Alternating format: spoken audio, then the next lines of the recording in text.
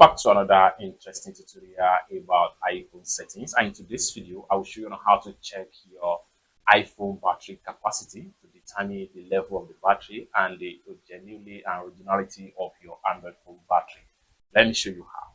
The very first thing you want to do is to go ahead and make sure you navigate to settings on your iPhone, and this is going to pop up right here. And the next thing you want to do is to go ahead and navigate to battery right here. Now you are here, and then here you see your battery usage and the apps that are using your battery. Everything is going to be analyzed right here. Now, for you to check your battery health and the battery capacity, go ahead and click on verify right here, and you are here. The maximum capacity of this battery here is 100%.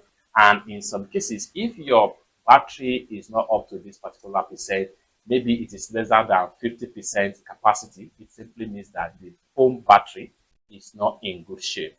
So the best battery capacity ranging from 80 to 100 of any iPhone or whatever version of iPhone you might be using is that simple. For more tutorial tips and tricks about iPhone settings like this, consider to subscribe.